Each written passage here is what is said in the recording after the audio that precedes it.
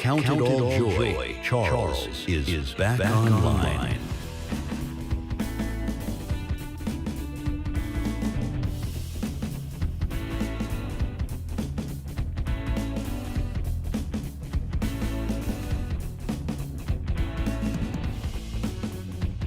The Equally Yoked Show. Get yoked for free.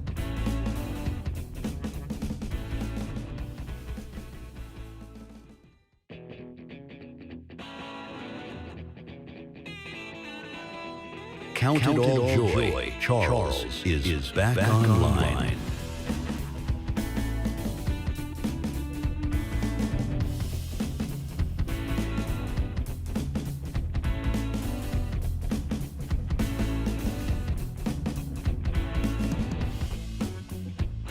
The Equally Yoked Show.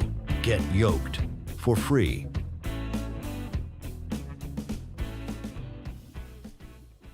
Welcome back to the podcast. This is the Equally Yoked Show. Welcome back, everybody. We've got such a crazy news cycle to go through. We are going to be looking at all of the things concerning what is happening with Trump, what is happening with him in Malaysia. We're going to be going over just a moment of that, and then we're also going to be taking a look at quite a few other news stories. So bear with me as we get started on all of this. So Trump is in Malaysia right now, and he's making more peace deals.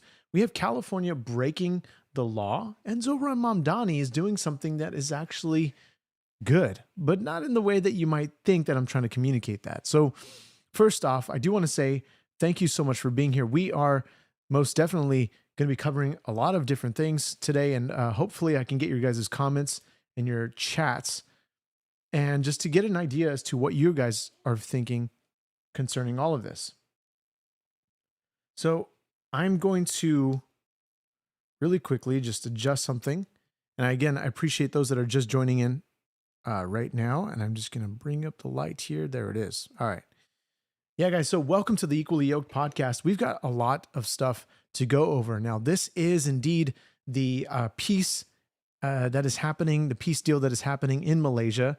And we're watching this happen live, of course. Well, this was live literally 2 hours ago. Now, they're also doing another live stream with some other things that they're going to be going over in Malaysia. Now, of course, this is with the signing of the Prime Minister of the Kingdom of Cambodia and the Prime Minister of the Kingdom of Thailand. So there's so much that is going on. Now, welcome to those that are just joining in. Sanhia, welcome. Thank you so much for being here. Of course, when we're looking at all this stuff, I want to get your guys' thoughts on pretty much everything that we're looking at. And hopefully I can get a better idea as to where the audience stands on most of these issues or most of these topics that we're discussing. So let's go ahead and play this video, and we're going to just listen to the first few moments of this to figure out exactly this sort of new peace, delivering peace in Malaysia. So let's see what's going on.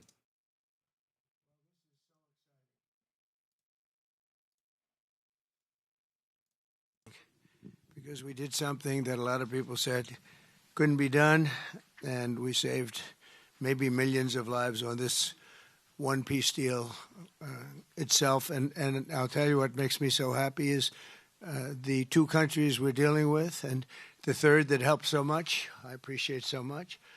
Maybe it couldn't have been done without you, but they really like each other. I'm not used to that when I do these deals. Usually there's a lot of hatred. They liked each other. So it made it a little bit easier. But millions of people are alive today because of this peace treaty.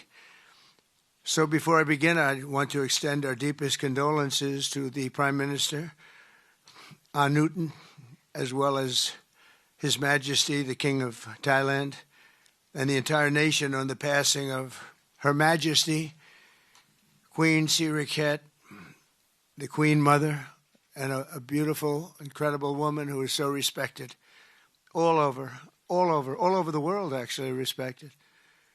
I know the people of Thailand will remember her forever as the embodiment of dignity, kindness, and grace. This just happened. But this is a woman who was so loved and respected. Now, the press secretary, Caroline Levitt, did mention what he was going to be participating in in the coming days. Of course, this comes after some of the comments she made on the shutdown. And we're going to be taking a look a little bit as to what even John Fetterman is saying, because he's been the oddball in the Democrat world because he's voting for someone. He's voting for the opening, for the government to stay open. And this is obviously him of three others.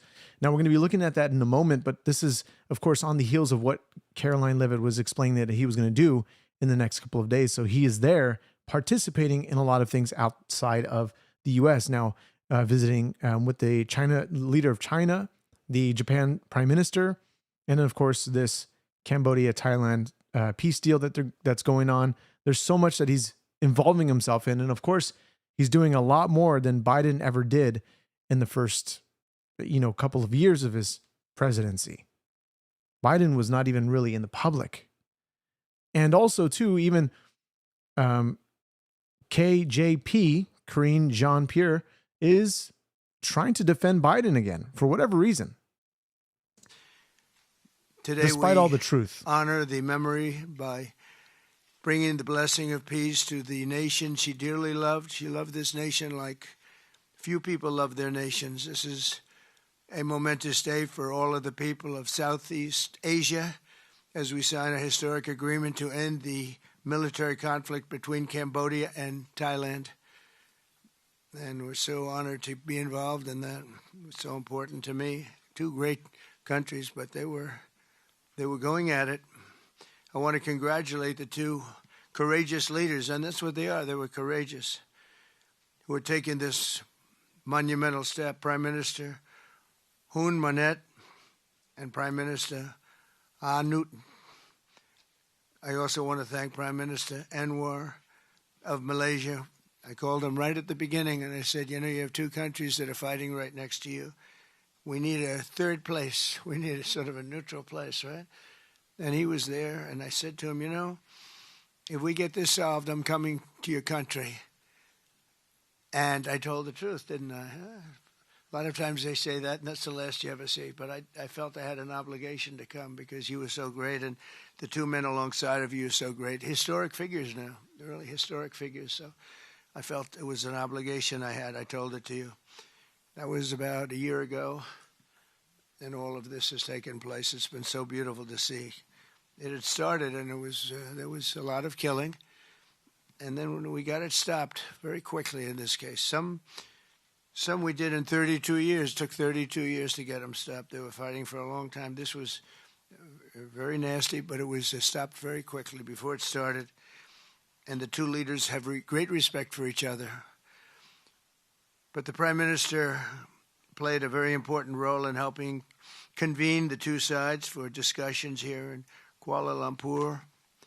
Earlier this year, an armed clash broke out along the border of these two countries, really ancient countries by most standards. They've been long time, tremendous cultures, resulting in numerous deaths and thousands and thousands of people displaced from their homes. It was starting because of America's strong commitment to stability and peace in this region and every region where we can do it.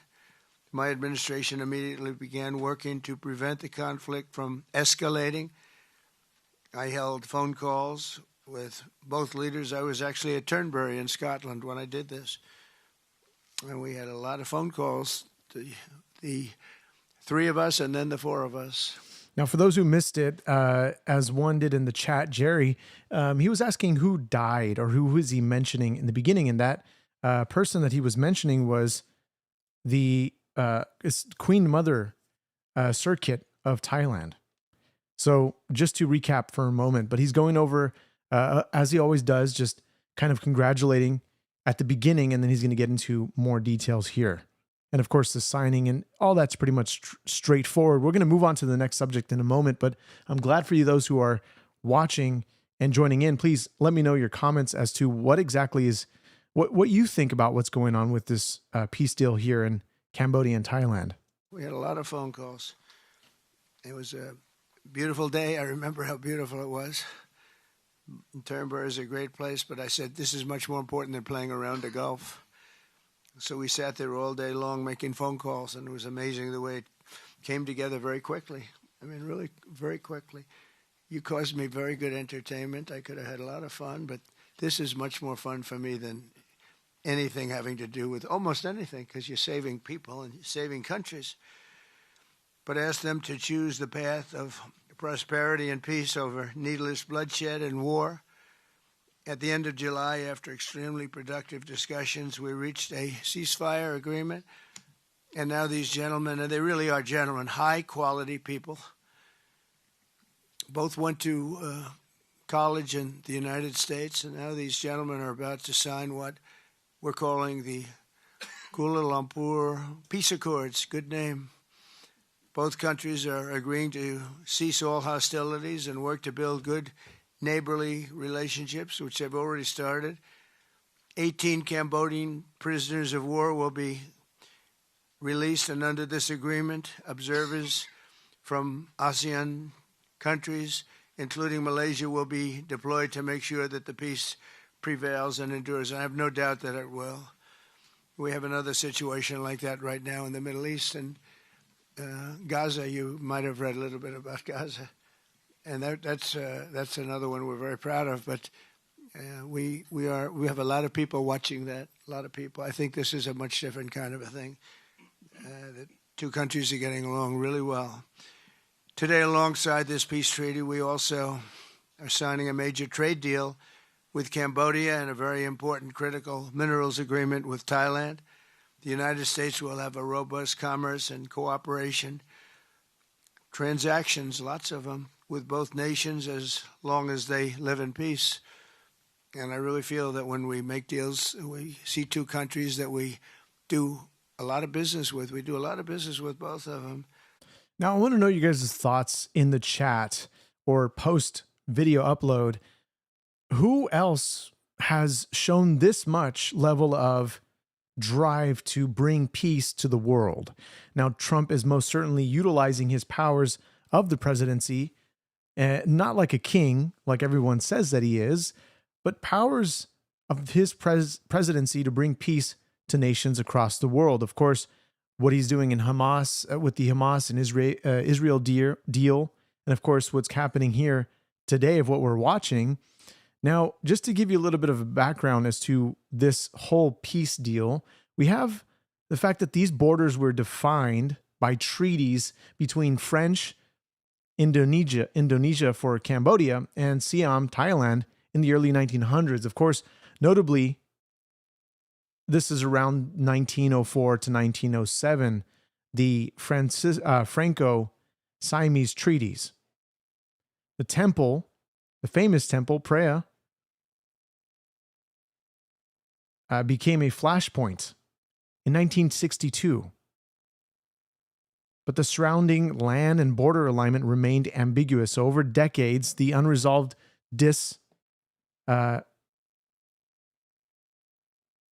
dismarcation and contested border zones, including temples like Tamu and Tam, kept tensions simmering. But in 2005, these skirmishes escalated. A Cambodian soldier died in one of the disputed areas of rising tensions, and major fighting occurred in July with heavy weapons, rockets, airstrikes. This is not stuff that you really see in the mainstream news as to what's happening in Cambodia, what's happening in Thailand. And so when this came on the radar, it was like, what do you mean you're doing deals in Cambodia, Thailand? So here's the sort of peace signing so they can formally come to an agreement, a mediation and a ceasefire. The conflict was brought under control, of course, by regional actors, Association of South Asian Nations, which helped secure a ceasefire.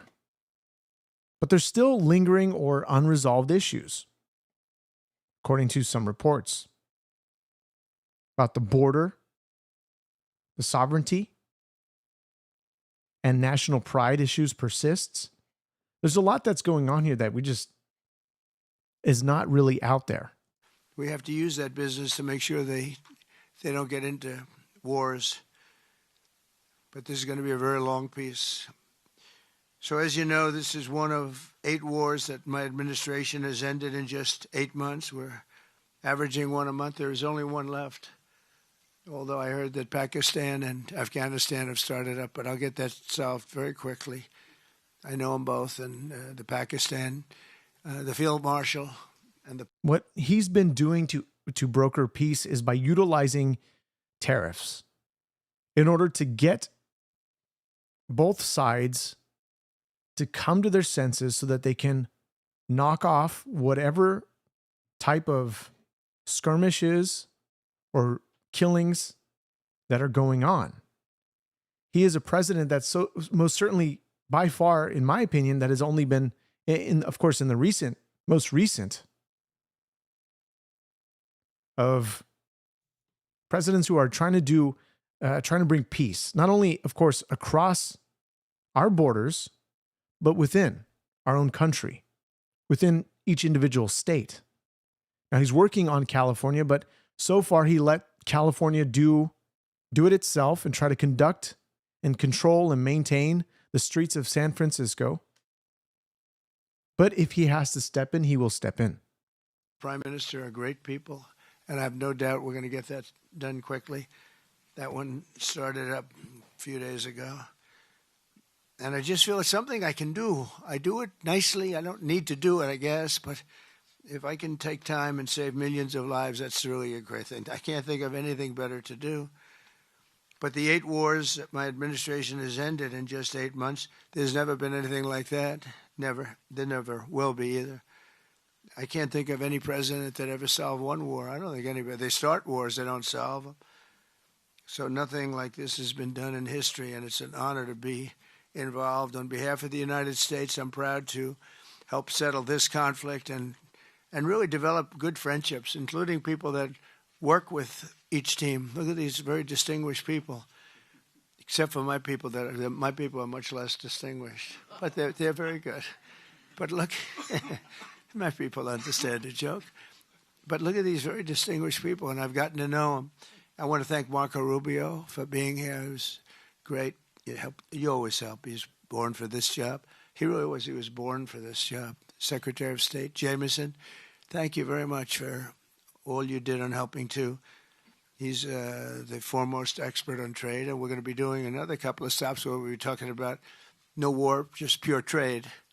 We'll be talking to President Xi in a day. We'll be stopping at Japan. We'll be stopping at South Korea, and we'll be doing some other things, but they're more related to trade. But on behalf of the United States, I'm proud to help settle this conflict and forge a future for the region where proud independent nations can prosper and thrive, safety, security, and peace. It's an amazing thing that's happened to the United States because a year and a half ago, we were a dead country. We were actually a dead country, and now we're the hottest country anywhere in the world. And when I called you, we were in the process of becoming hot. It's actually quite a while right now, but we were sort of on our way. And we had won the election big in a massive amount. And so I was respected when I called you, and it was a little bit easier. I think it's easier when you respect somebody than if you don't respect somebody. If you don't respect somebody, it never happens. But I won't forget that day because it was one of the first wars that I got involved in.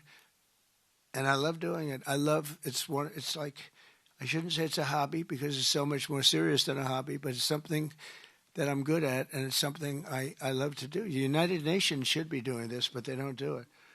They don't do it. They turned off my teleprompter when I made a speech. I had to make a speech without a teleprompter. No, the comments are going off, and I'm glad you guys are commenting so I can get an idea as to what you guys are thinking. And a lot of you, of course, don't like Trump. A lot of you don't like what he's saying. And I understand because from the leftist mindset, the sort of, I don't want to say nitpicking, but we're going back to the Epstein files constantly. I mean, I'm not here to defend him in every aspect, but let me just bring a little bit into perspective. We have somebody, of course, We have Trump. What he's doing is he's trying to broker peace. He's trying to help our own nation.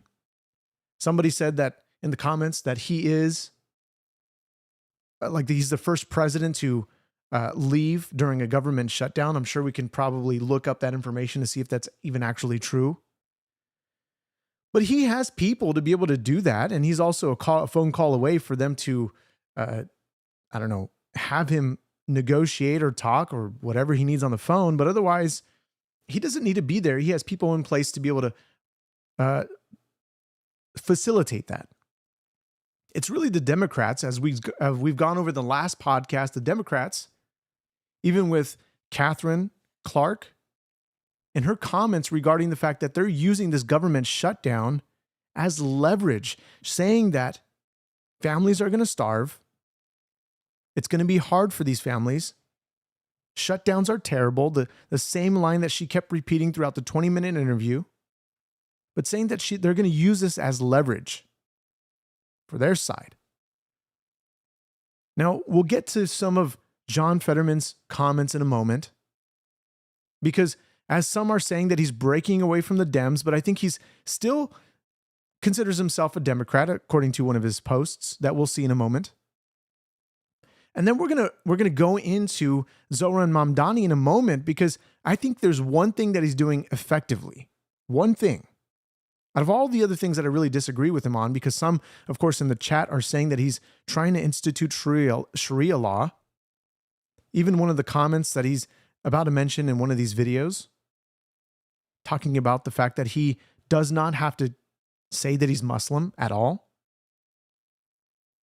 So this is all the stuff that we're going to be covering. So we're going to move on, of course, to Zohran Mamdani in a moment, because his comments concerning his message to Muslims, to Muslim New Yorkers, and everyone who calls this city home. That's his title.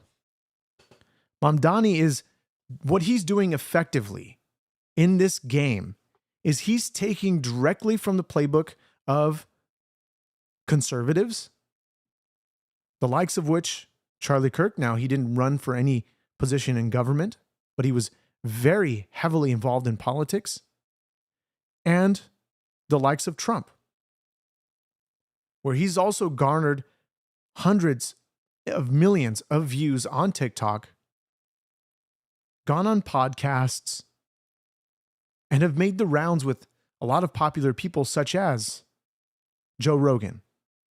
Now remember, Joe Rogan talked about the fact that he tried to get Kamala Harris on the show, on the podcast. And that never happened. He reached out, they didn't want to, and for whatever that reason was, some of the conservative voices are saying that it's because the left cannot hold their ground when it comes to long-form conversations. They start to fall apart really quick. So this is Zohran Mamdani. This is his message to Muslims in New York.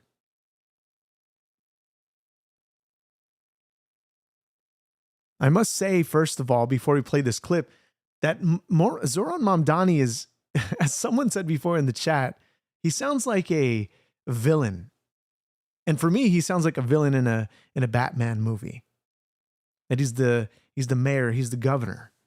And Bruce Wayne has to take him down for whatever reason. Now, I'm not implicating here on this podcast to do anything violent to Zohran Mamdani. He's a human being. He's somebody who has the same equal human rights that we all do. I will never advocate for the violence of somebody. Even when somebody does something absolutely horrific, they all have the right to a fair trial. And something even with Tyler Robinson, who they're also, which I'm going to bring this video up for us to look at too, is Tyler Robinson. They're going privately to the judge to ask if Tyler Robinson can come into regular clothes during the trials and to have no cameras in the room. so that they don't look at, the jury doesn't look at him as a criminal. Now, he's already turned himself in, mind you. So we're going to continue on here. I'll find that clip for you so we can look at. But let's hear what Zohran Mamdani says. 6 years ago, shortly after I had announced I was running for assembly, a well-meaning Muslim uncle pulled me aside. He smiled softly and looked at me with care.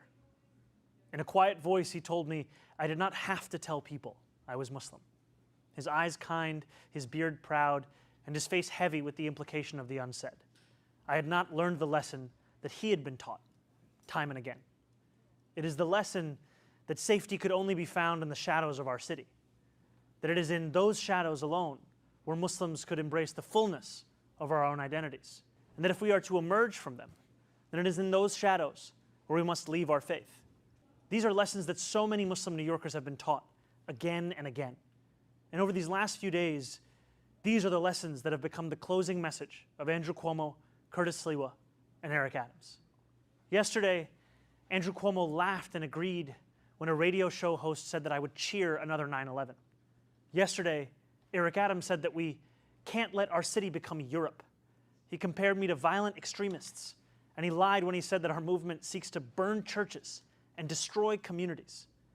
The day before that, Curtis Sliwa slandered me from a debate stage when he claimed that I supported global jihad. And every day, Super PAC ads imply that I am a terrorist or mock the way I eat. Push polls that ask New Yorkers questions like whether they support invented proposals to make halal mandatory, or political cartoons that represent my candidacy as an airplane hurtling towards the World Trade Center. Now, we can't forget also, as somebody said in the chat, 2001, we will never forget. And then 2025, we forgot. I've seen that quote somewhere. Kind of hilarious, but look, New York could be in trouble. It is possible, or he could be absolutely successful and prove everybody wrong. What's interesting is that the New York Post made an article talking about the fact that TikTok was pushing Zohran Mamdani posts way to give him the upper hand. We can look at that article in a moment here, actually. Let me pull it up for you.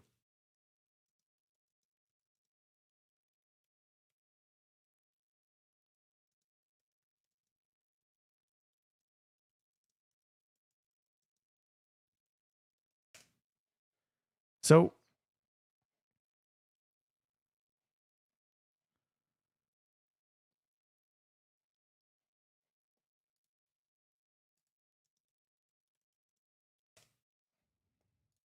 Chinese-owned TikTok allegedly meddling in New York City mayoral race by boosting Mamdani content over Cuomo. But it says here that TikTok is allegedly putting its thumb on the scale to help far-left New York State Assemblyman Zohran Mamdani win the New York mayoralty. The new report claims. It says Chinese-owned app's algorithm is distorting the playing field in New York City's mayoral race by amplifying, quote-unquote, pro-Mamdani content while suppressing videos backing his opponent, Andrew Cuomo. So we went over this article more in the podcast the other day. But we're going to continue on here. And what I suspect, what a lot of people are saying, is that he's practicing something called taqiyya. And taqiyya is basically you can lie for the sake of furthering Islam. For those who know or read the Quran, they know this understanding. They know what Muhammad has taught concerning this. That they can lie for the sake of Islam, to further Islam. So Zohran Mamdani, being a Muslim who is for the LGBT community, is for things that are clearly antithetical according to the Islamic religion. Now, he may be some type of New York he might be some type of lukewarm Islamic practicing man. Who knows? But I get the feeling that he probably is going to win the New York mayoral race despite the fact that we have two other candidates who are seemingly becoming more and more popular based on the last debate that they had. But Zohran Mamdani, according to polls, a Patriot poll that talks about immigrants, or how do I put this? Foreign. I forget what this report said.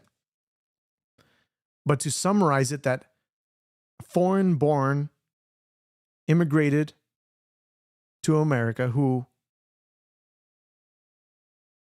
are showing up for Mamdani. They're the majority of supporters when it comes to Mamdani. Now, I'll try to pull that article up as I continue playing this video so we can get a better idea as to what it's actually saying, this poll, so I can bring you those details here. So let me continue playing this video. But I do not want to use this moment to speak to them any further. I want to use this moment to speak to the Muslims of the city. I want to speak to the memory of my aunt who stopped taking the subway after September 11th because she did not feel safe in her hijab. I want to speak to the Muslim city worker, whether they teach in our schools or walk the beat for the NYPD. New Yorkers who all make daily sacrifices on behalf of this city only to see their leaders spit in their face. I want to speak to every child who grows up in New York marked as the other, who is randomly selected in a way that rarely feels random, who feels that they carry a stain that can never quite be cleaned. Growing up in the shadow of 9/11, I have known what it means to live with an undercurrent of suspicion. I will always remember the disdain I faced, the way my name could immediately become Muhammad, and how I could return to my city only to be asked in a double-mirrored room at the airport if I had any plan of attacking it. And since I was very young, I have known that I was spared the worst of it. I was never pressured to be an informant like a classmate of mine. I have never had the word terrorist spray painted on my garage as one of my staff had to endure. My mosque has never been set on fire. To be Muslim in New York is to expect indignity. But indignity does not make us distinct. There are many New Yorkers who face it. It is the tolerance of that indignity that does. Since I announced my candidacy for mayor 1 year ago yesterday, I've sought to be the candidate fighting for everyday New Yorkers, not simply the Muslim candidate. I've carried these indignities with me each moment of this race, doing so all the while as the first major Muslim candidate for mayor in New York City history. I thought that if I could build a campaign of universality, I could define myself as the leader I aspire to be, one representing every New Yorker, no matter their skin color or religion. Now, what's interesting is that we also saw Mamdani, and I have the report for you, the Patriot polling report, but Mamdani appears smiling arm in arm with unindicted 1993 World Trade Center bombing co-conspirator and terrorist apologist. So this post has been circulating and becoming viral as he's with Councilman Yusuf Salam, a member of the Central Park Five who was elected in November 2023. But he's also standing with Siraj Wahaj at the Imam's Bedford Sty Mosque in the photo the socialist posted on X a day after the first mayoral debate. So this sparked some huge outrage. But of course, the Patriot polling talks about the fact that it says the most groundbreaking results of this poll are found in the crosstabs among American-born New Yorkers. Cuomo leads by a healthy margin, with Mamdani only winning 31% of the vote. It says among foreign-born New Yorkers, Mamdani earns an extraordinary 62% of the vote, far outpacing Cuomo and Saliwa. Now, it goes on to further say that despite leading among the general New York electorate, Mamdani suffers a serious deficit in supporting among Catholic and Jewish voters. Mamdani's performs, I think there was a typo there, Mamdani performs strongest among the other religious demographic, comprising comprising mostly of Muslims, Hindus, and atheists. Mamdani wins 49% of the female vote, while only earning 36% of the male vote. Mamdani enjoys most support in Brooklyn. Both Cuomo and Sliwa performs strongest in Staten Island. So you can, of course, look at that poll yourself to get a better idea as to the graphs that they're showing. But this is patriotpolling.com. So let's get back to the video here. I thought if I worked hard enough, it would allow me to be that leader. And I thought that if I behaved well enough or bit my tongue enough in the face of racist, baseless attacks while returning back to my central message, it would allow me to be more than just my faith. Wait a moment. I do want to address a comment here from Stephen, who says this. And we've covered a little bit of the footage that is happening in Minnesota, but he says he lives in Minnesota.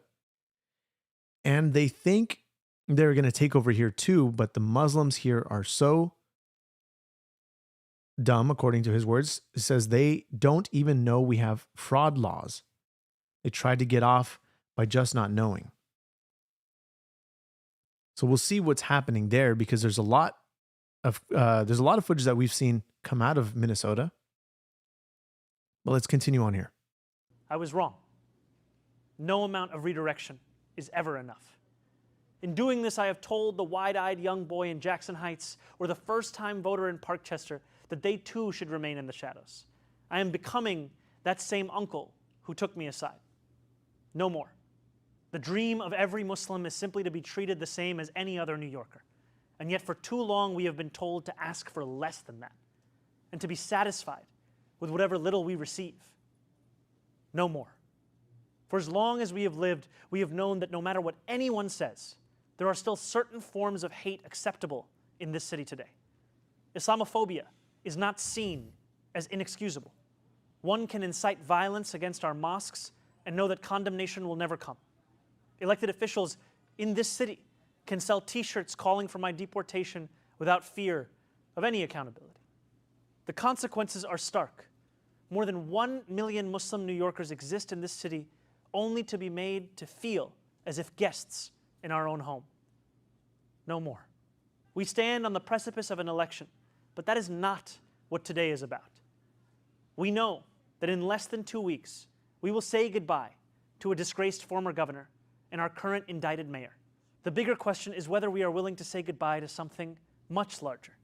It is whether we are willing to say goodbye to anti-Muslim sentiment that has grown so endemic in our city that when we hear it, we know not whether the words were said by a Republican or by a Democrat. We know only that it was spoken in the language of the politics of this city. In an era of ever-diminishing bipartisanship, Islamophobia has emerged as one of the few areas of agreement. And while This might not be a popular opinion, but it's not about Islamophobia. It's about the fact that the Western culture and the Islamic religion do not. It's a clash. It's a war of different ideologies, different cultures. So it's not that we're Islamophobic. It's about the fact that this religion does not fare well with the Western society. Middle Eastern society, how they operate, how they run Middle Eastern culture is not the same as how America, the Western cultures, are. And this is, Jason, thank you, by the way. Appreciate your wonderful super chat.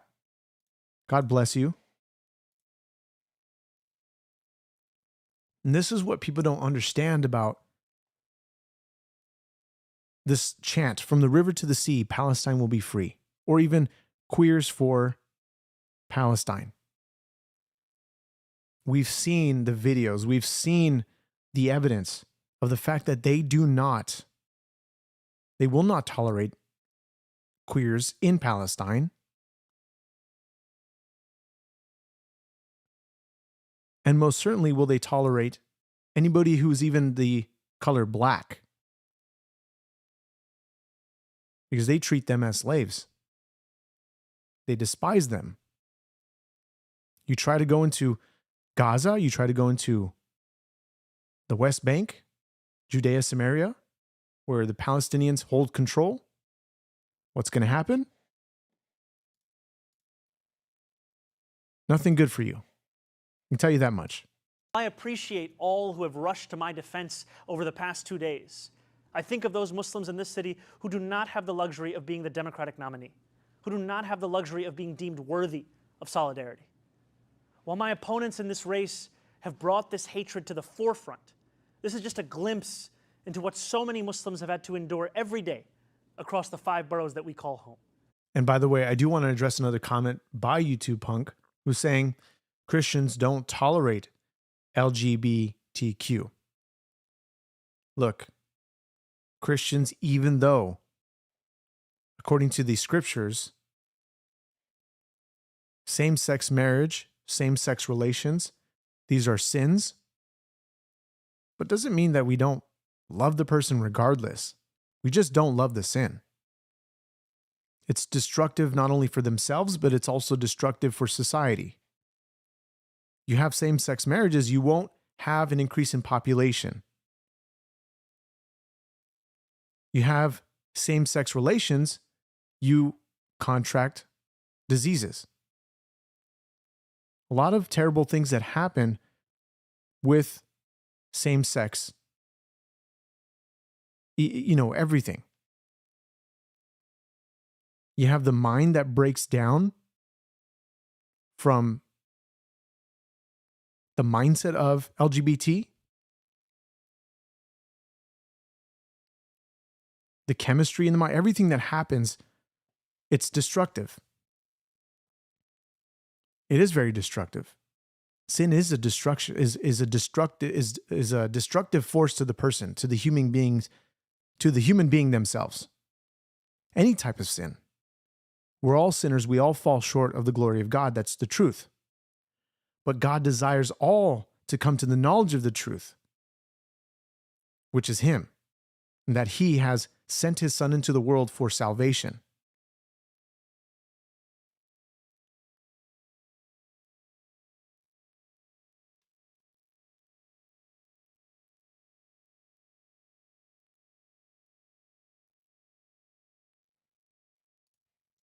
And while it would be easy to say that this is not who we are as a city, we know the truth.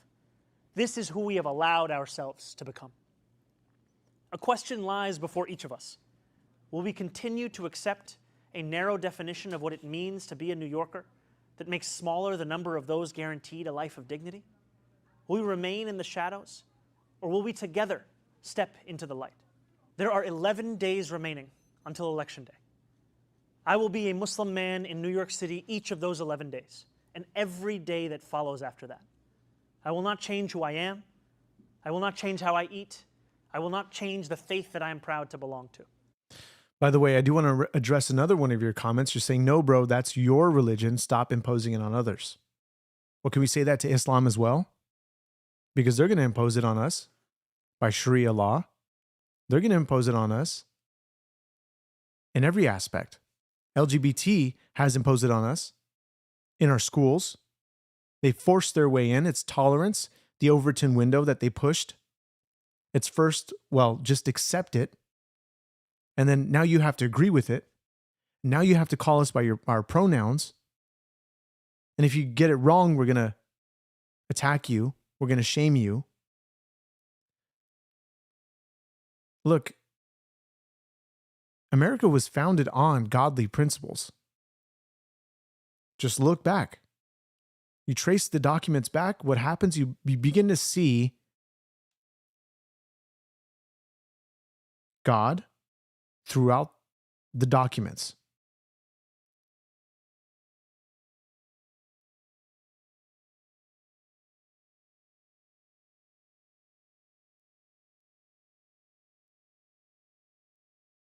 Edo87, thank you. God bless you. But there's one thing I will change. I will no longer look for myself in the shadows. I will find myself in the light. Now, Zohran Mamdani, of course, is, again, as I've said before, just a moment ago that he is doing something very well, and that is, of course, going on podcasts, going on interviews. He's ramping up his schedule so that he can put himself before the minds of the young people and the old alike.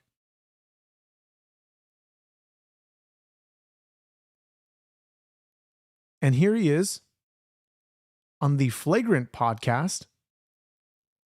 And so far, they seem to love him. I haven't watched this thoroughly, so I'm not even going to really comment on this. I just want to simply show you that Zohran Mamdani is doing, again, as I said before, a very good job at putting himself before the youth, putting himself before the boomers, before a bunch of different groups. He's trying to cater to a lot of people, and he's playing on the playbook of the conservatives that have done this during Trump's campaign. Now, Trump most certainly did this.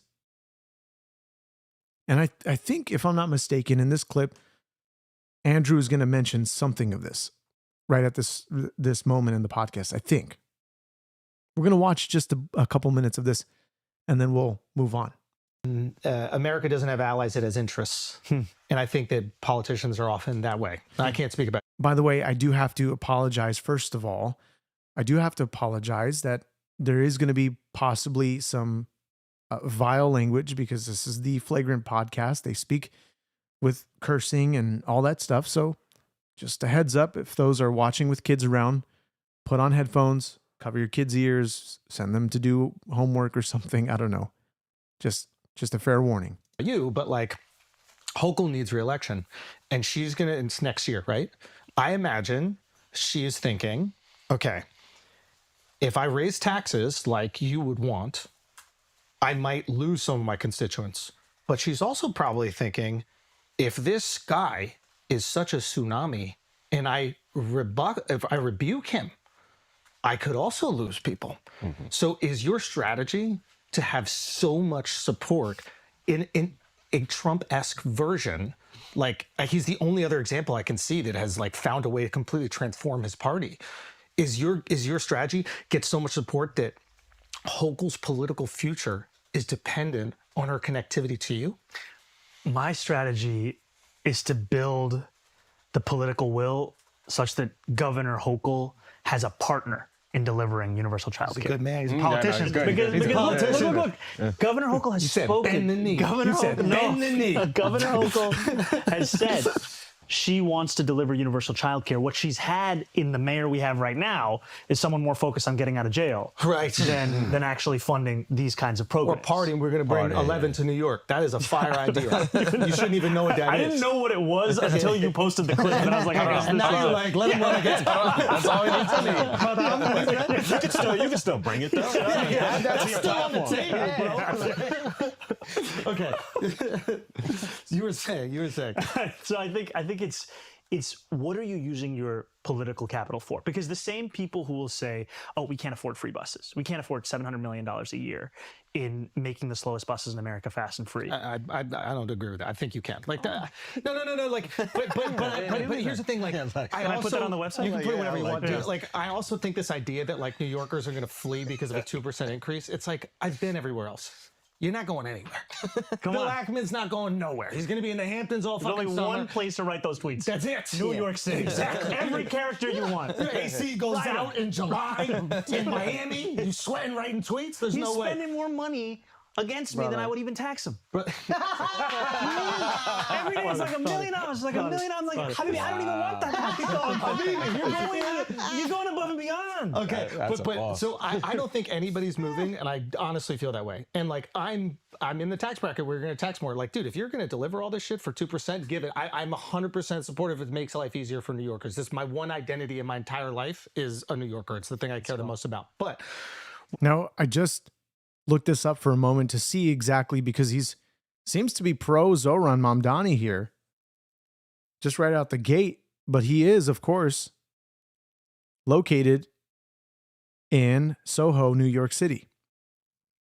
And his point of view is, I'm all for you taxing 2% more. Okay. I'd like to know the thoughts of many of the others that are in that tax bracket that are also willing to do that to help New Yorkers more. But at what point do the ones that are benefiting off of this tax for the free buses and all that, at what point are they going to say, look, okay, it was to help New Yorkers. Now we've gotten to a place where, say if this is successful, we've gotten to a place where now they have to rely on this extra 2%. It's not only going to go from 2%, it's going to go to 4%. And it's going to go to 6%. I mean, from the original proposal of 2%, it's going to keep increasing so that they can provide for the needs of those that want to go to New York City because of, say, if this is successful, the rich are going to say, you need to back off now. You need to back off. It's possible. I don't know. What I will say is that I think that there are going to be people in government that are going to try to restrict you from doing that. And I know that you're aware of that. So I'm like, how? And there are people that might disagree on economic policy. We can have like a philosophical discussion about like what economic policy works. I don't even know I think that's like a waste of time. What the fuck do you do when special interest groups are going to be lobbying like crazy? They're going to say, I want to build 200,000 units. And then the second you try, they're going to be like, well, not in my neighborhood, I don't. Yeah. I mean, you have How to, do you do that? You have to be ready to take on these fights. You cannot be naive taking to on the it fact. right now. Special interest groups are. But I mean, it's I appreciate the point, because there is a reason why we haven't had progress, right? If you look, for example, at the Department of Education, this is the agency we spend the most amount of money on in any agency in New York City. Yeah. Of the $40 billion we spend about $10 billion on contracts and consultants. Yeah. Those are a lot of people who are looking forward to the renewal of their contract. No, it's to educate you nerds at Bronx Science. Some of us dumb kids that went to regular public school, we don't need all that money. Look, Where'd you go to high school? Baruch College campus. What was your mascot? The Blue Devils. All right. Yeah. Which It's we actually just chose. a white devil. Isn't that funny? Who are you? Habibi, let's talk about it after. So I'm going to look at this podcast a little bit more to see exactly, obviously offline, to see exactly what is going down. And if I have any comments or thoughts, I'm going to bring him back here to the podcast, and we're going to move on because we still have some other things to go over. Of course, we've got what's happening in California. Not only what's going on in New York, we have what's happening with the Department of Transportation. The Transportation Secretary delivers, of course, a message to Newsom because of the deadly crash of an illegal immigrant who is 21, who somehow was managed to get a CDL in California. Now we're going to look at that in a moment. There is an article that I do want to bring up for this. Let's see here.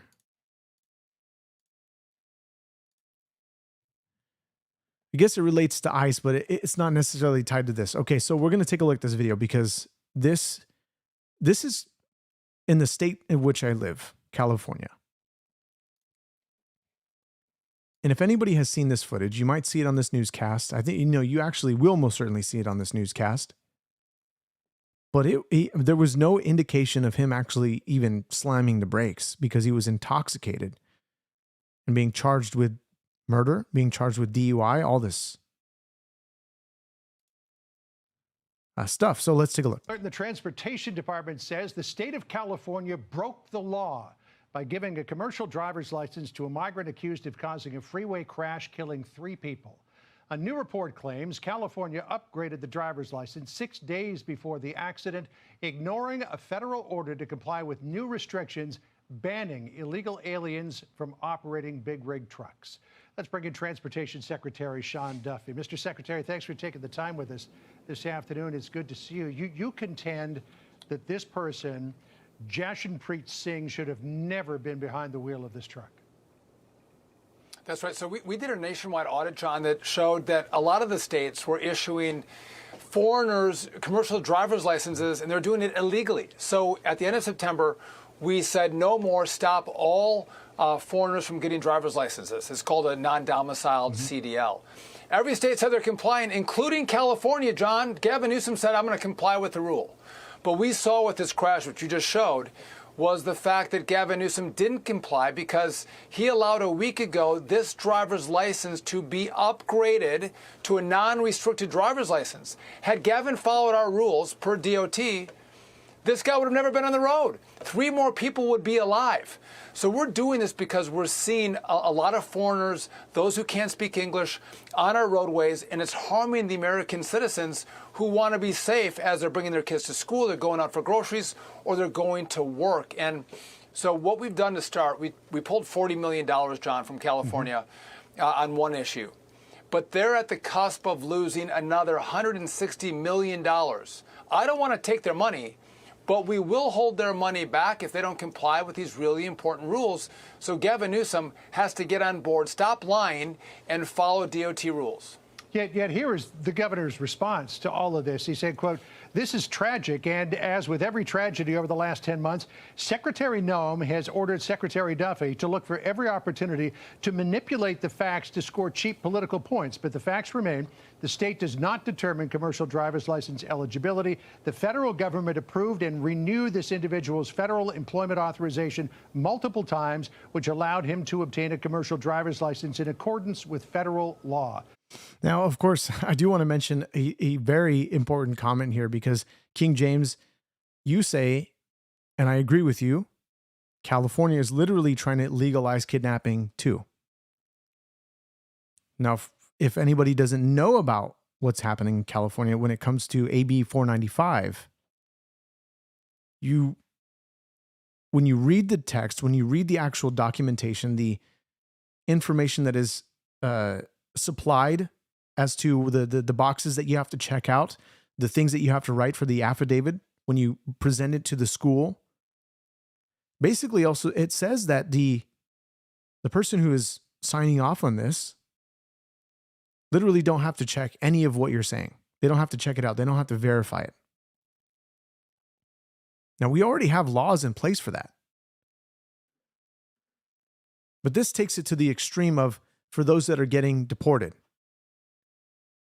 And the extreme is that you can check mark a box saying, I've attempted to contact the parents.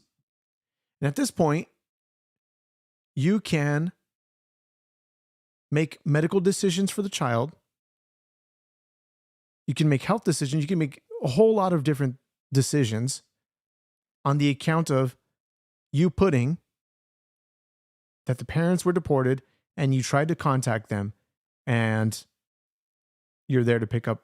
You don't even have to show how you're affiliated or show how you are a family member of the kid that is in question, that this predator is trying to pick up from a California public school.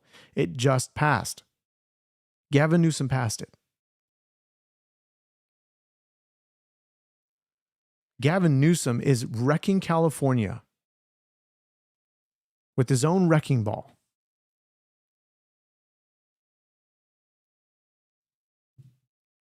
He's destroying California, and he needs to get out. And the fact that he wants to run for president in 2028, I hope he has no ability to even run at all. It's even going to become a harder race. If he gets as much criticism as he does for California, it's going to be a lot harder for him to.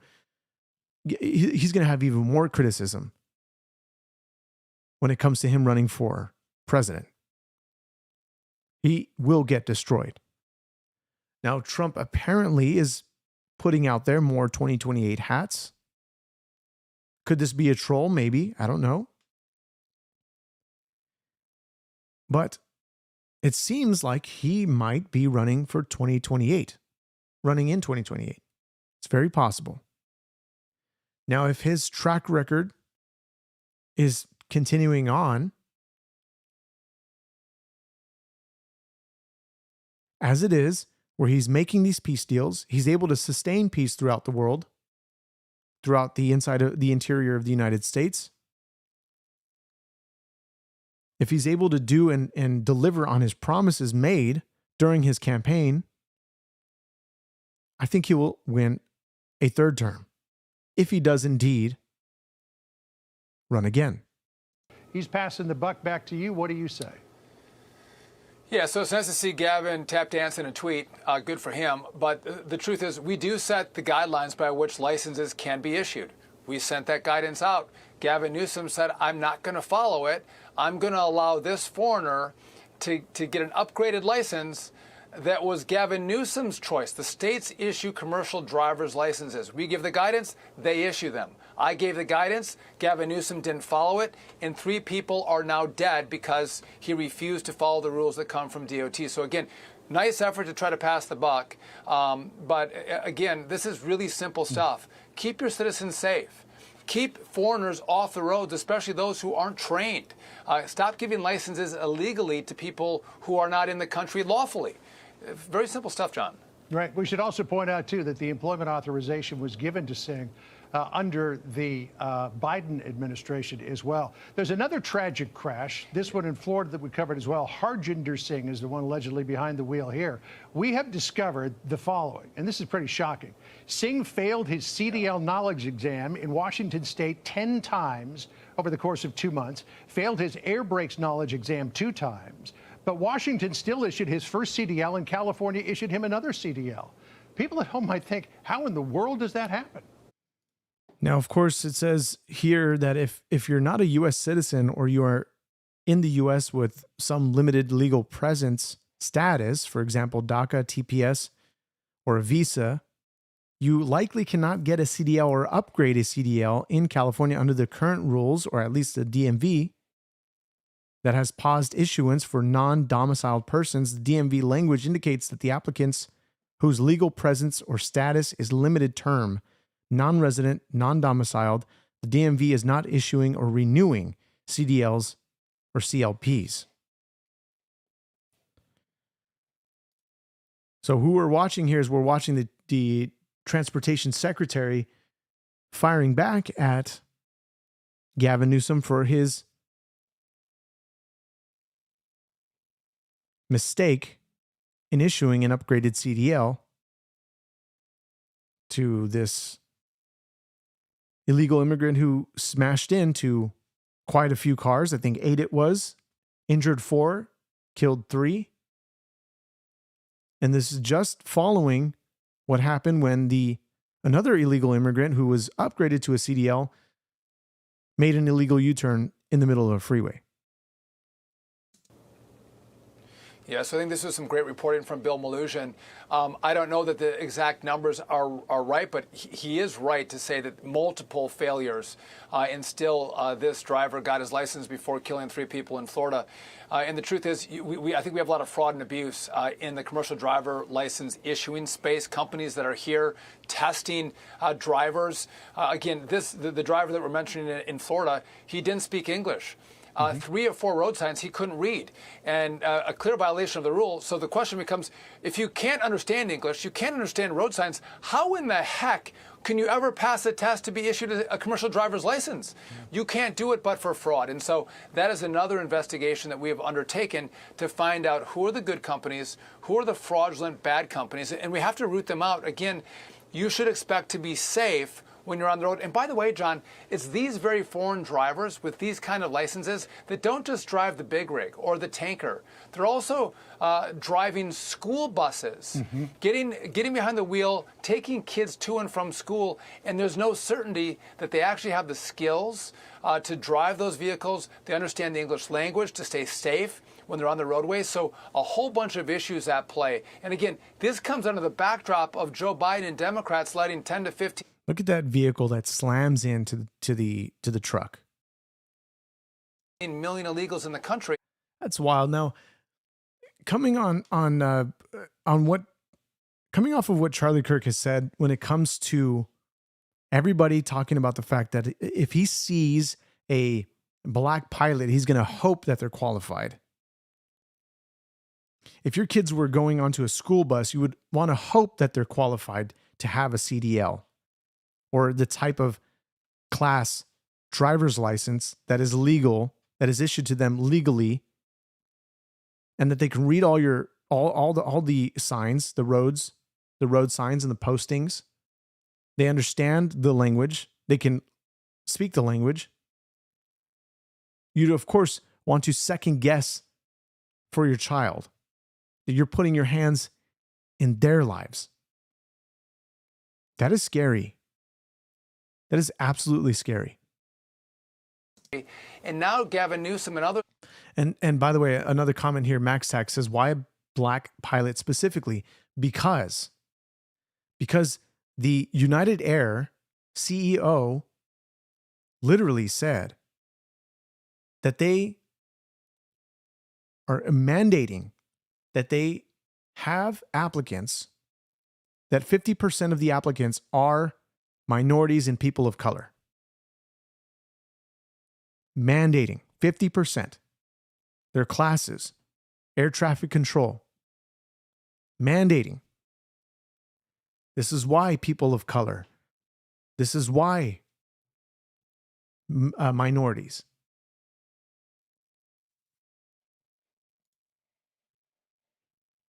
This is why he said that. But everybody's taking it completely out of context. Because even his statement after that is that that's not even who he is. That's not even his. We can go back to that another time, but otherwise, this is on the Thought Crime podcast that they typically do on the Charlie Kirk Show. And he says it right before he makes that statement. Are bending over themselves to. You say by the way, a comment, no black pilot failed their tests and were promoted to pilot. The standards were lowered. The standards were lowered. The tests were lowered. But you refuse to believe that. You refuse to ignore, you ignore the evidence.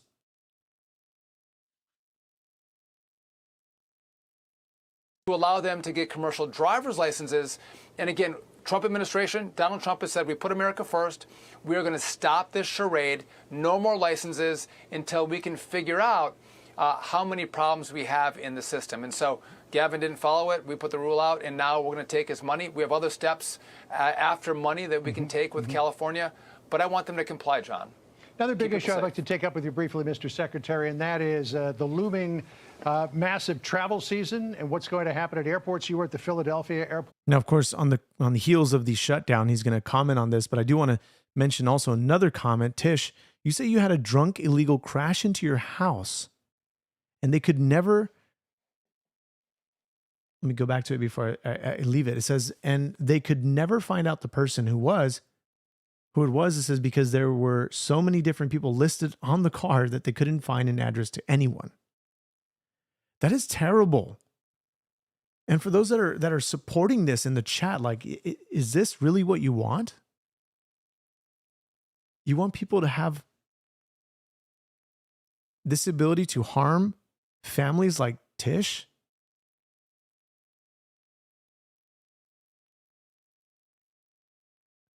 I'm so sorry that it happened to you. That is terrible. And that person, as you said, they couldn't find it out as to where this person lived. Still on the road. Probably.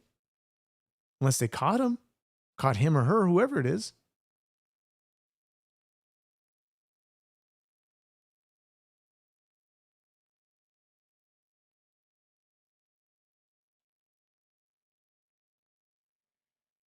Earlier today, because coming up on Tuesday, air traffic controllers and others will not get their first full paycheck.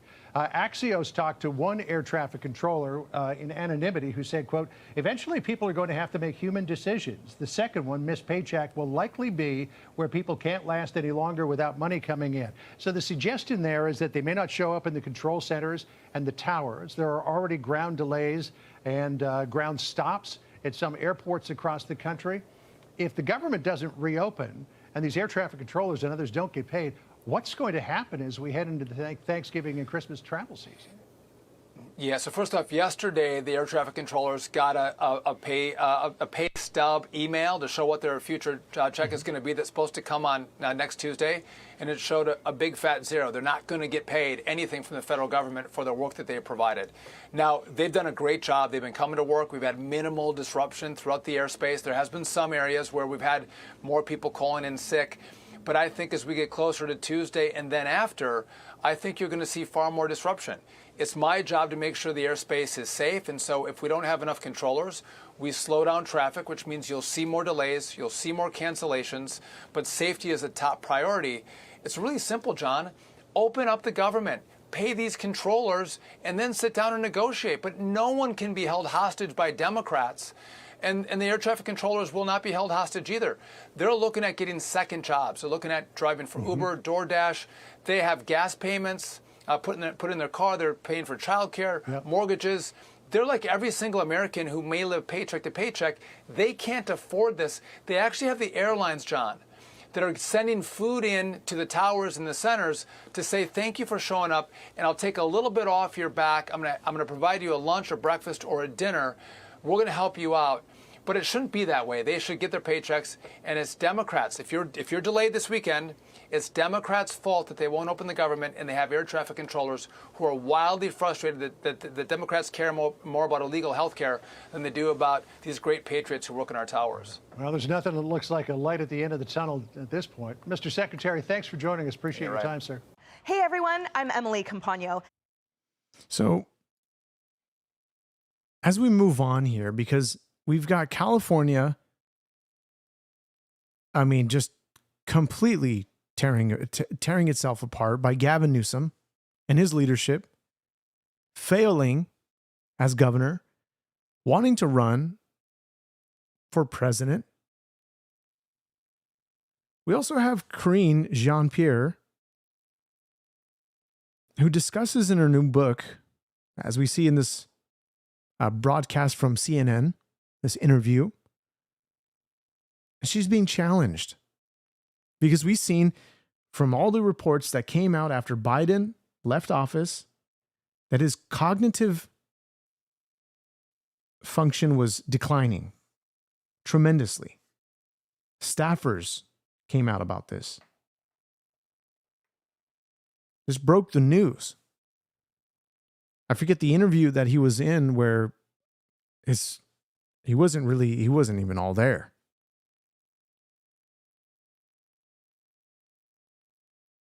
So here she is defending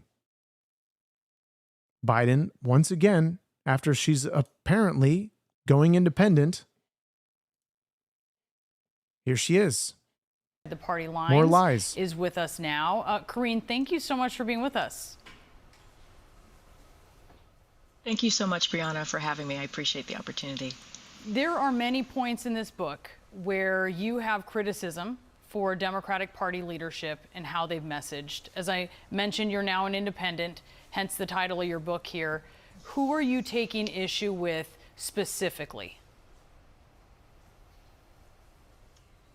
There's not a specific name that I'm going to bring to you. I think it is a Democratic issue. Look, I take accountability myself. I was the person at the podium behind that lectern pushing these messaging and trying to connect. So 2024, the elections were not what we wanted, and we all have to take accountability for it.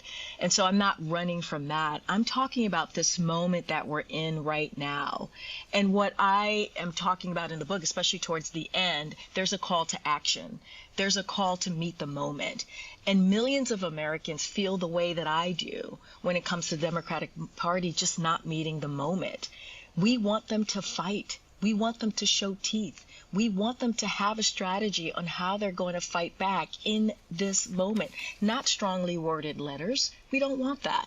We don't want canned responses. We want an opposition party. And so that's what I've been hearing from people. The polling shows there's a disappointment in the Democratic Party. And that is what I'm trying to get to. How do we get to a moment right now when our democracy is hanging by a string? What do we do? And we need our Democratic leadership to stand up to that. Yeah, and I'm asking you to be specific for a reason. And here's an example. Zohran Mamdani, who you have Queens in common with, that's where you started your political career. He says he's leading a movement that has won the soul of the Democratic Party. But Chuck Schumer His home state senator hasn't endorsed him. Hakeem Jeffries just did now, but by many accounts, it took him too long. I think some people who've been critical of him would say that. What about them? Because if party leadership, I mean, they are the House and Senate leaders, if they can't navigate this kind of moment with clarity, how can the rank and file confidently navigate the upcoming midterms? I totally agree with you. You said exactly what I agree with, and not just me. Millions of Americans agree with that as well. They want to see our party leadership stand up. And we're not seeing that. Again, I mentioned the candid lines, strongly worded letters. That's not what we want to see. One of the things that was really disappointing very early on this year is when Democrats basically handed over their power by rubber stamping Trump's appointees. And that is taking away what they had, the leverage. They had leverage, and they let that go. And we knew that this term was going to be different. But she knows that the people elected Trump and those who were campaigning with him for office. This would be one of those instances that if they weren't doing what the people wanted, it would make them look even worse coming out of the Biden administration. Way worse. As she says, knowing that they held the leverage on this and they let it go. They were rubber stamping everybody in. But they had to, because this is what the people voted for. As many are saying in the comments about ICE, we'll go to an article for a moment because we have to remember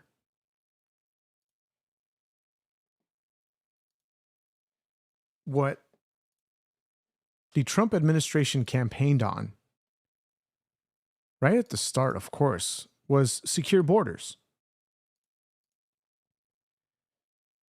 And the focus that they wanted to, where they wanted to aim was, of course, arresting, as it says here, the worst of the worst: child sex predators, murderers, thieves.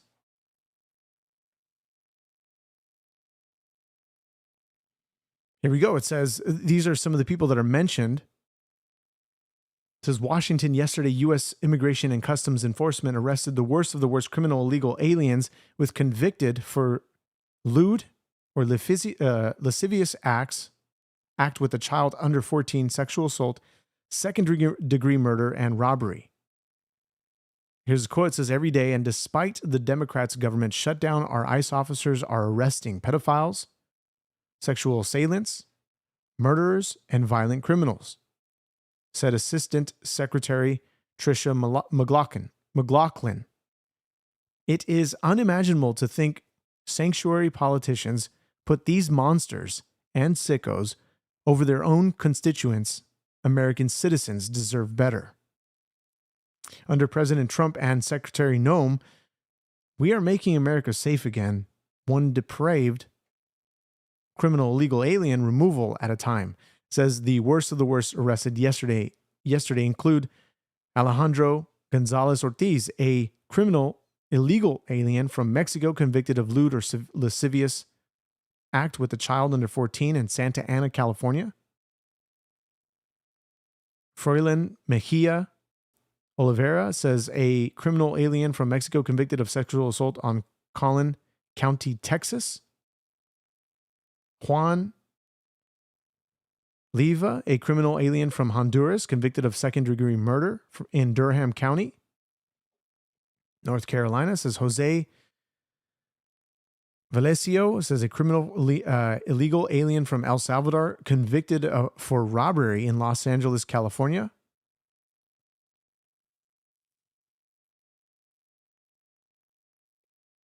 Kay Long, a criminal illegal alien from Vietnam convicted for robbery in Pasadena, California. Now, this was yesterday's arrest. Actually, this was posted on the 24th, so this would have been on the 23rd. So they're of course going for the worst of the worst, all the while going for those who have already broken laws by coming into the country illegally. Now, it's a whole nuanced conversation, something to have at another time, but let's continue on here. They had Project 2025. We knew what this year or this administration was going to do. More than 40% of what's on that list of Project 2025 is done. And so that's how people started to look and say, okay, well, what's happening here? And then when you start throwing communities under the bus or not showing a real fight for communities, then people feel left out. You don't have that big tent party. So that is what I'm talking about. Mamdani is a perfect example. He rightfully, right, he did the work. He connected with people in the way that we hadn't seen in some time, and he won the primary. He did it the way that he was supposed to, and still wouldn't get Democratic leadership to support him. I want to ask you, I'd be remiss, obviously, if I didn't ask you while having you here. You were White House press secretary during an unprecedented time with Biden bowing out of the race.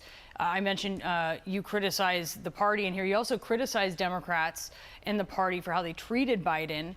I should note, former Vice President Kamala Harris said, quote, "It was recklessness to leave the decision of whether to run again solely up to the Bidens." Recklessness, she calls it. Do you disagree with her? So I appreciate the vice president. I'm glad she wrote the book, and I think she ran an incredible race last year, obviously, for the presidential. Her race was absolutely just terrible. It was the worst of the worst.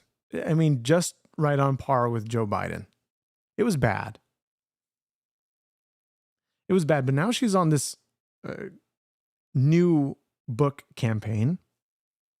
Kamala Harris, still doing her word salads, still being drunk on camera. You could just tell she's inebriated, out of her mind. She's been open about the fact that she drinks alcohol to calm her nerves. She's an alcoholic.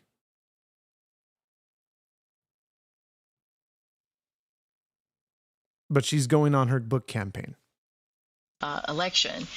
In this instance, what I talk about is going back to 2023. We have to understand where we were and remember where we were in 2023 when President Joe Biden made that decision. We came out of a midterm elections that wasn't a red wave, that it had been reported by many. Everybody expected it to be a red wave. It was a historic midterm election for incumbent president in his first term. And so that didn't happen. He was an incumbent. He was the first and only person to have beaten Donald Trump. And so those things were on the table when he made that decision. Obviously, ultimately, he's going to write a book and he's going to talk about it himself. I'm sorry to interrupt you on this, but a lot happened because he was up in years. For sure. I need to ask you, because a lot happened after that, and according to my colleague Jake Tapper, who wrote a book with Alex Thompson, looking back on that, cabinet secretaries were telling them that Biden wasn't up to the task of the proverbial 2 a.m. phone call. George Clooney said Biden didn't even recognize him at the fundraiser that he was hosting.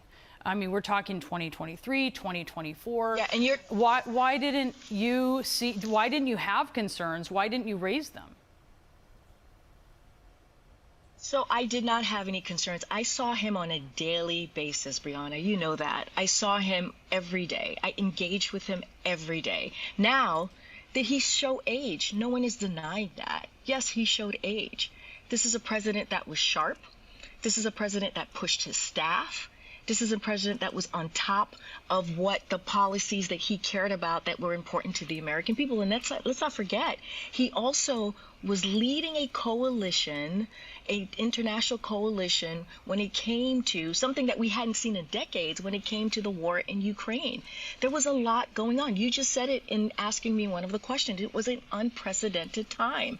And objectively, Brianna, we had some successes, some historic successes in the first couple of years of his first term in his presidency. And so those are the things I'm talking from my personal standpoint. But that's what not I what saw. That's not what I'm asking about, on a Karine. daily average. On a daily average. Do you think he should be president right now? Do you think that he is capable right now of being president? Because that was what you were advocating for, someone who would be president in his current state until 2029. Yeah. I did not see anything that concerned me when he decided to run for president. I did not. This is someone that I saw every single day. Again, he was on top of the policies. He was sharp. He was someone that cared about what the outcome of the issues that were in front of the American people and what we were doing. I'm speaking from my own personal opinion. I'm speaking from what I saw on a day-to-day basis. And you talked about the vice president's book. She actually speaks to that as well. So, I could only speak from what I saw. I can't speak to sources. I can't speak to a book that I actually haven't read. Yeah, but you also say in your book that you don't plan to read it, Karine. And there's nothing, but there's... You say you haven't read it and you don't plan to read it. Yeah, I mean, why not? Yeah, I mean, if most people, a lot of people, if the leadership of their workplace imploded and someone wrote a book with 200 sources, many of them good, they would want to read it. They'd want to reflect on that. Why not? No, because I saw it personally and I experienced it personally on an so did average these people. Day to day. And right now, Brianna, look where we are today. It is important that we talk about where we are today. We are in an unprecedented situation. There are people who are going missing in the street because there's military being told to round people up who are brown, who are black, and some of them are U.S. citizens. We are in a place where the rule of law has been thrown out the window. That's what I'm talking about. Yes, I pulled back the curtains and wanted to focus on some things that I experienced. Me, Karine Jean-Pierre, as White House press secretary. But I also wanted to talk about the moment that we are in. These are dangerous times. And so I'm asking, like millions of other Americans, for the Democratic Party to meet the moment. I'm trying to create a conversation. I'm trying to push a conversation that I think it's really important. And so I have said what I've said about that summer of 2024. I have talked about my experience with President Joe Biden, what I saw. But we also have to look at this moment. It's funny. I just showed the photo here that many of you maybe saw, or you're just a little bit delayed, but this is her drinking beers on an interview. She's caught in a hot mic here.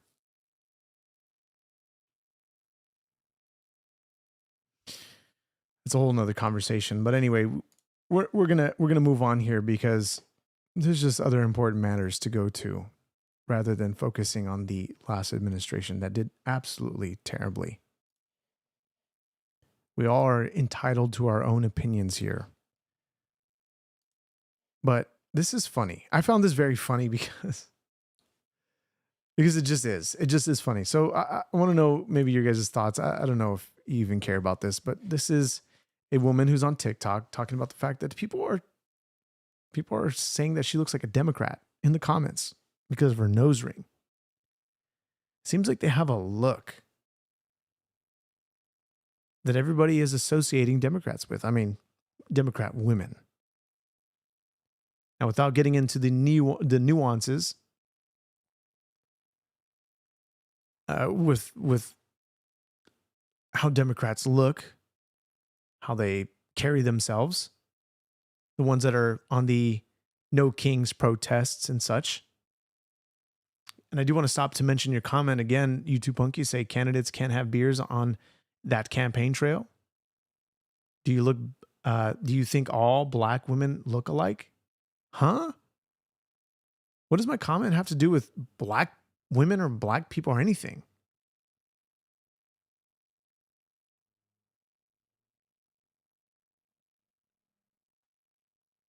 First of all, you're campaigning for president.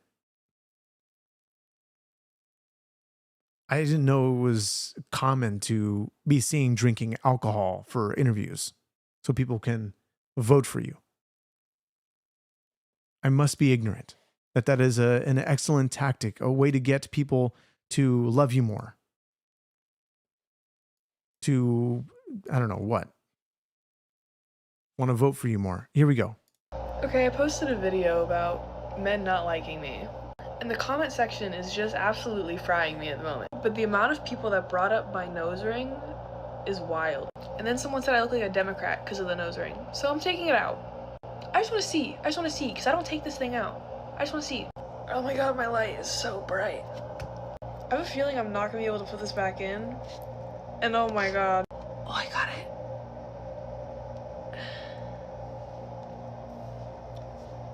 Oh fuck, I like it. God. Sorry. Bad reaction. Bad reaction. I like the no nose ring. Oh my god, I never thought I'd say that. I can itch my nose.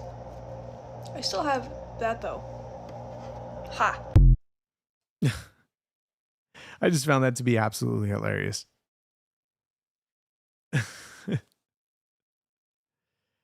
Anyway, we're gonna continue moving on here because we mentioned that we were going to talk about Fetterman for a moment because he is one of the three that are electing for the government to reopen.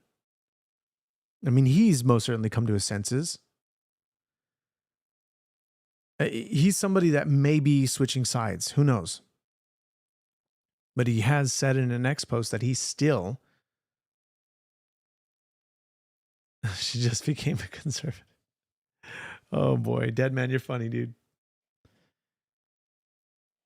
I wonder if I can find it. This is actually posted quite recently.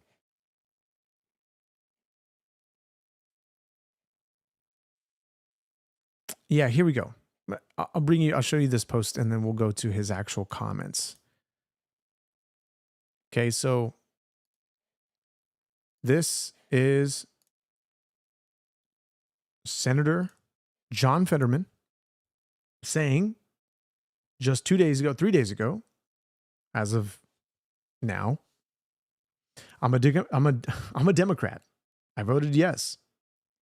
Our government should be open. Pay our military, federal workers, and Capitol Police. It shouldn't be controversial.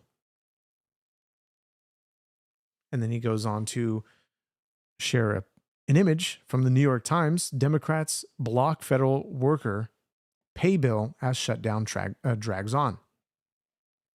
This is his statement. He goes on to say, shut our government down and America loses. I'm sorry. Shut our government down and America loses. 2 million Pennsylvanians depend on SNAP to feed their families. For me, it's hungry Americans over party. Paying our military over party. Paying Capitol Police and federal workers over party. I choose country over party. If Democrats just had this mindset, you guys would be way better off. Way better off. People, our country over our party. And that's the way that the conservatives are looking right now. It's our country over our party. But many of you are going to disagree with me in the comments. I know it. I know it. Absolutely know it. Hi, here we are, and our government remains closed. And I think that's failure. And I'm the guy that's going to consistently vote for country over party. I'm always going to vote for paying our military over the party. I'm always going to vote for paying the Capitol Police over my party. And I'm going to continue to fight for the 2 million Pennsylvanians that depend on SNAP to feed themselves. And I'm also going to fight for the same 400,020 Pennsylvanians that depend on those tax credits to make health insurance more affordable. Two things are true, and now we can fight for all of them as long as our government is open. My vote is going to remain firmly on keeping our government open, and I'm going to continue to fight for all of those Pennsylvanians that I'm honored to represent here. Very well said. Very well said from John Fetterman. He's really I would say the only one that has come to his senses. Well, we have more nonsense, of course, from what the Democrats are running with. Let me get the clip because I think this is important. If I can find it immediately, because if not, it's just going to be a waste of time.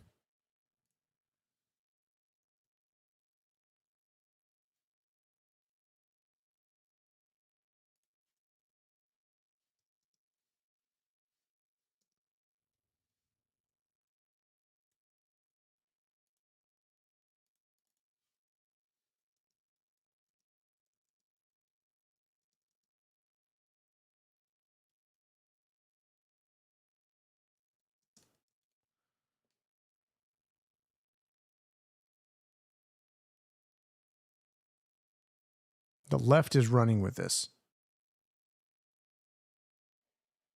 Yeah, as I suspected, it is in this. Here, I'm gonna grab the transcript for a moment so I can.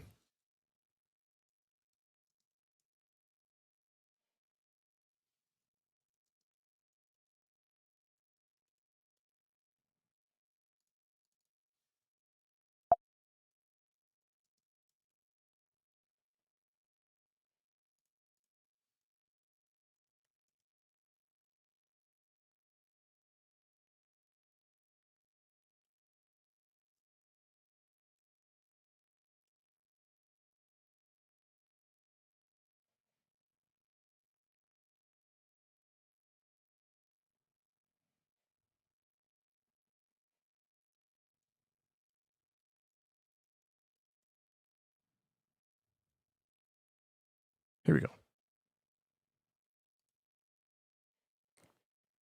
Look at this is 1950. Yes, It looks a those are lot the like what you were constructions. seeing today. Can he demolish anything he wants? What do you think without that oversight? rubble is? How did that rubble get there? Right. So I'm Demolition. asking, Right. and then back to the donors. Go ahead, Reagan. Many of them are. In addition to the ballroom and the Rose Garden patio, is the president looking at any other renovations or significant kind of projects here at the White House? Not to my knowledge, no. But he's a builder at heart, clearly, and so his heart and his mind is always churning about how to improve things here on the White House grounds. But at this moment in time, of course, the ballroom is really the president's main priority. So the Democrats ran on this. They said that they took this clip way out of context. And they said that this is the president's main priority. And we have Hakeem Jeffries, who's going on about this. Trump is demolishing the East Wing, which is I don't know. They've talked about that this is the area that has the least amount of what's the word? Help me out, guys. There's nothing really historic in the East Wing of the U.S.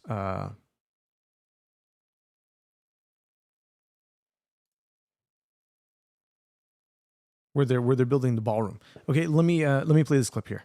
Donald Trump is once again preparing to fly out of the country. The East Wing of the White House is being demolished so that Donald Trump can construct a ballroom where he will be celebrated like a king. And at the same time, Trump is trying to rob taxpayers of $230 million to continue to line his pockets. And yet Republicans have zero interest, none, in addressing the healthcare crisis that they've created, is devastating people all across the country. Again, some of the comments. This is silly because this is privately funded. This is literally privately funded. And we have a ballroom that is going to save hundreds, if not possibly millions of dollars. I mean, for sure in the millions, because you take into account the fact that the administration has to pay if they're doing any type of event outside of the White House. that they're paying for security, they're paying police, they're paying wherever the president is going, they have to organize for his safety. I mean, costing hundreds of thousands, if not millions of dollars to be able to protect Donald Trump wherever he is going. Now, if they can bring people to the ballroom so that he can have these meetings, so that people can go to him, which they don't mind,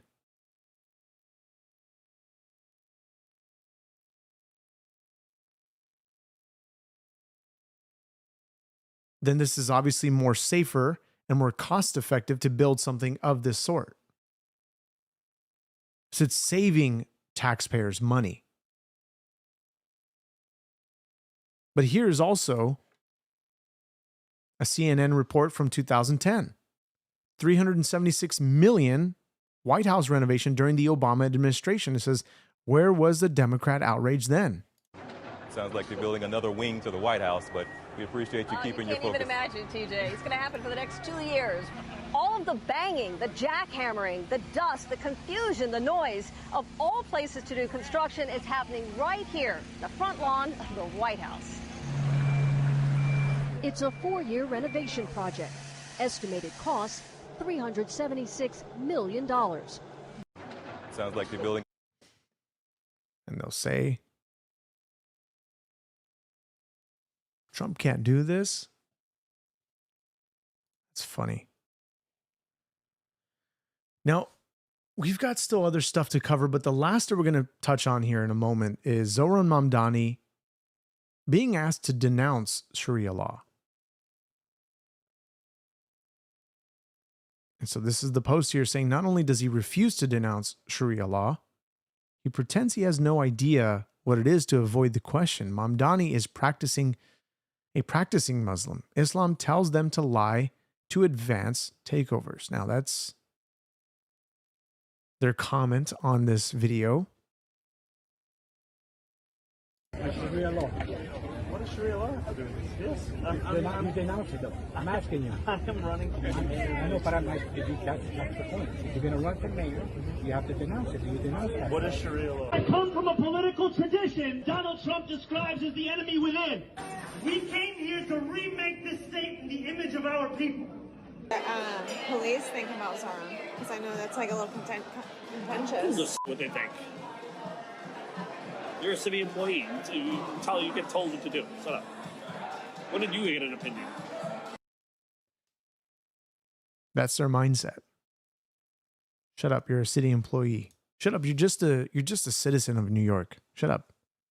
Let me do my job. Let me run this city into the ground.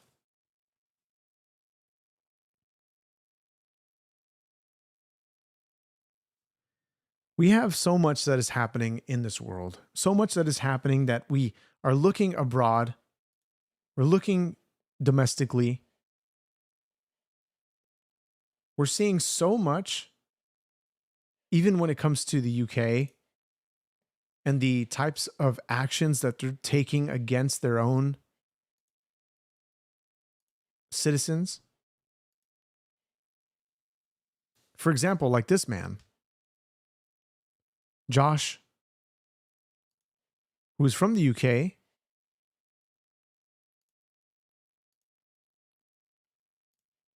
who has this to say about him being arrested. We'll find out why. I've received today in the UK, and they are going to come into my house without my permission. From this letter, are you ready? This is to do with a TV license. You have to have a TV license in the UK. I don't agree with it. This is what they've said. Dear legal occupier, as you have not responded to our letters yet, of course I haven't, you have left us no alternative but to proceed with the final stages of our investigation. This is because I don't have a TV license. An officer has been scheduled to visit to find out if TV is being watched, recorded or downloaded without a TV license. Listen to this. We can apply to court for a search warrant to gain access to your property. It's my house, mate. What do you mean access to my property? An officer may interview you under caution in accordance with the national criminal law. What? Anything you say to the officer may be used as evidence in court. Imagine being in prison. What you in for? Oh, I just didn't pay my TV license. This is real. He says, yours faithfully. Well, I have a message for you from yours faithfully, Josh. Now, this is his defiant letter, which he's probably going to get in trouble, or defiant video, rather. He's probably going to get in trouble for posting this. Maybe, who knows, to what extent they'll go. But again, we're witnessing a lot of stuff happen in the EU, and we've got something just exploding in terms of things that are pointing towards what will happen, biblically speaking.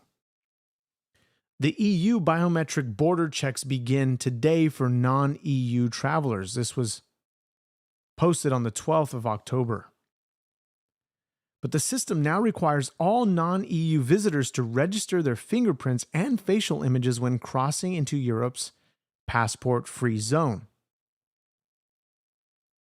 They're eliminating the usage of the passport, now doing biometric data. It says the new EU-wide biometric database will gradually replace manual passport stamps, digitally tracking travelers' movements across 29 countries. The EES is set to be fully operational by April 10th, 2026. Under the new system, travelers from outside the EU and Schengen area must scan their passport, provide fingerprints, and have a facial photo taken when they first arrive.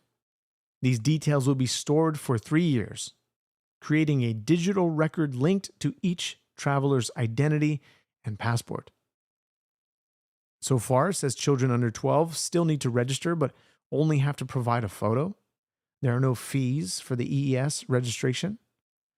The European Commission said that the system is aimed to modernize border management, strengthen security, and detect overstayers. Interesting. But when America does that, it's bad. When they want to strengthen border security, when they want to avoid overstays. It says by automatically tracking the 90-day limit for visa-free stays within any 180-day period. But again, when America does this, it's bad. America bad. Third world countries good. America bad. UK good. America bad. Mexico good. Japan good. Well, you get the point. Charlie Kirk, just before he was assassinated, he was warning Japan. And we see that the new Prime Minister of Japan is now talking about that she wants to reset from ground zero about rethinking immigration. Because they're not recognizing their culture. They're not. This is what we talk about constantly on this podcast. You begin to import the third world, you become the third world.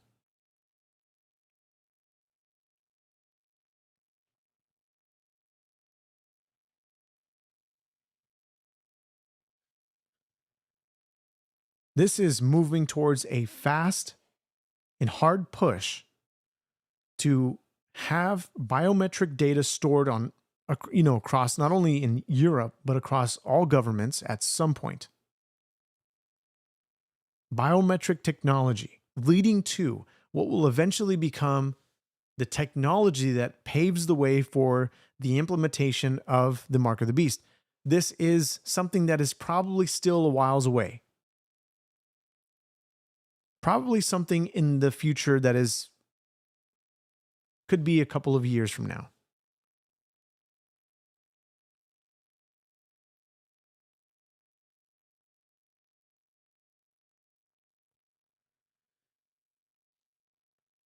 And I get the fact that this could be something of a convenience. But when your every move is being tracked, a lot of people don't like that. Your every move is being tracked and monitored by the government.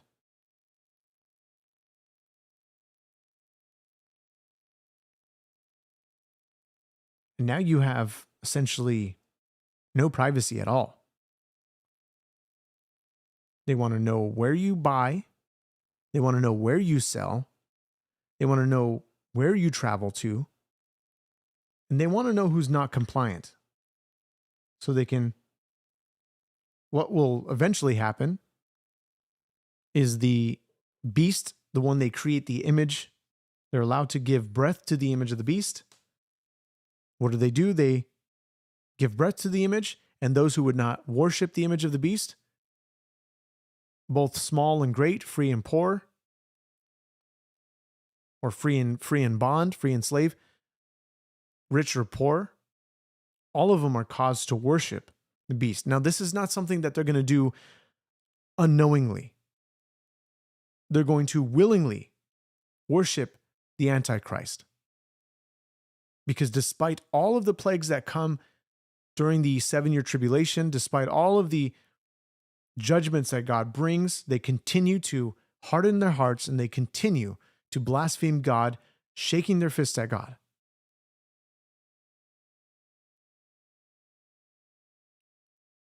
God will give them up into their reprobate minds because they have seared their own conscience. Scripture warns us of a time that is coming, but Scripture also warns us of a time that is here now, where lawlessness will increase, hearts will wax cold,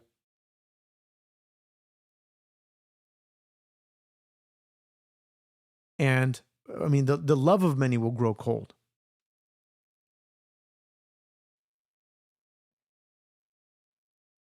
We are already seeing this. Jesus warned us about this. But for those who are fighting for their country, I'm not saying literally in the sense of going to war or taking to violent protests. I'm saying fighting for their country in the sense of acknowledging the truth, speaking the truth, and walking in a way that the scriptures tell us to walk, according to how Jesus walked.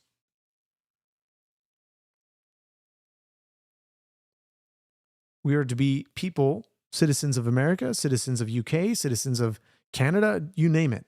Those are my top 3 viewers of this channel. US obviously being the most. We're to be people who love our country and will not allow it to fall to those who are imported in by bad leaders because they want the vote. They want to stay in power. That's all they want them for. They don't care for their well-being at all. You begin to import this mass amount of people, you begin to have struggles in your economy.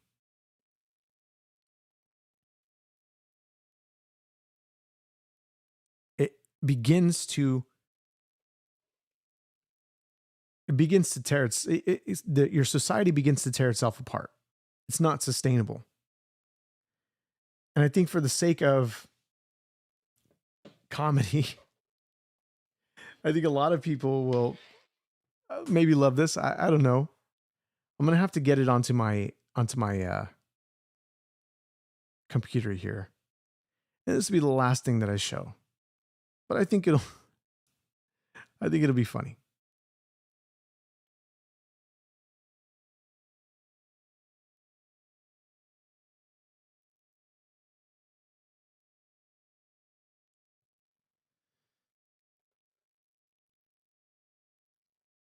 So as I cue this up for you guys,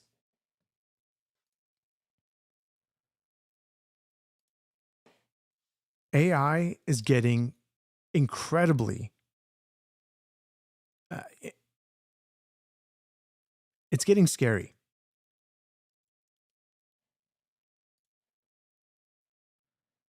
Now this video, let's see what the name of this is. Download.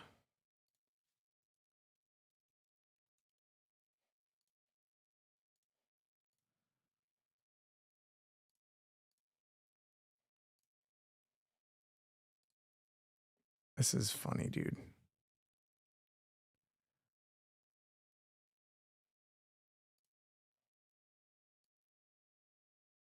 Now, if you guys don't know what Sora is, I'm sure most of you know what Sora is, but for the audience that doesn't know what Sora is, this is an app by OpenAI. OpenAI also is in control of ChatGPT. That's the main brand, right? OpenAI is ChatGPT, is Sora.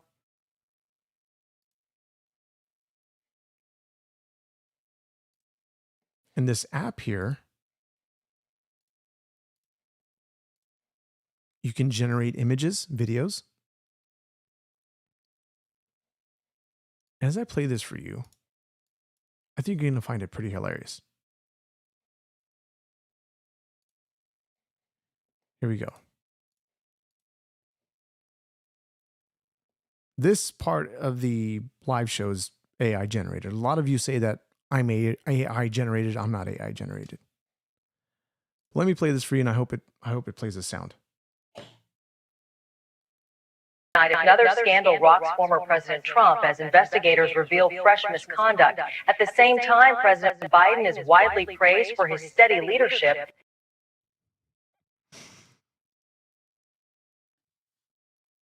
It's hilarious. That looks like me. Like almost to the T, to the very detail.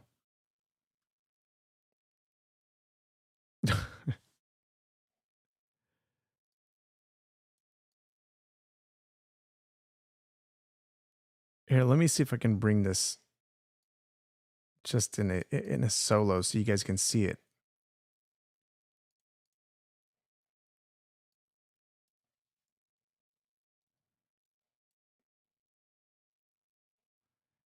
It is uncanny. News tonight, another scandal rocks. But you hear what's being said, right? Obviously, it could be generated. You can talk about, you can ask it to mention. Well, actually, I just said something to the a very simple prompt. Trump, I think that was actually my prompt. Trump bad, Biden good. And this is what it prompted. This is what it spat out. Another scandal rocks former President Trump as investigators reveal fresh misconduct. At the same time, President Biden is widely praised for his steady leadership. News tonight. Oh, that's hilarious. Guys, that is AI generated. If you didn't know, it's getting dangerous out there. We're seeing realistic looking videos without even the tags that you see where it says that it's Sora. A lot of people are doing Martin Luther King Jr.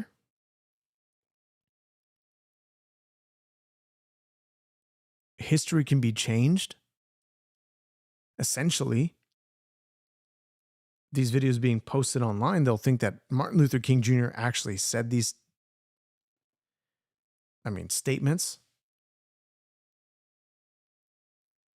But it's getting dangerous, and we're moving to a place to where AI is getting so. King James, thank you for being here on this podcast. I appreciate you. I appreciate you for being here, and I hope you join me again. But it's getting dangerous to the point of what we're seeing in Scripture is manifesting right now.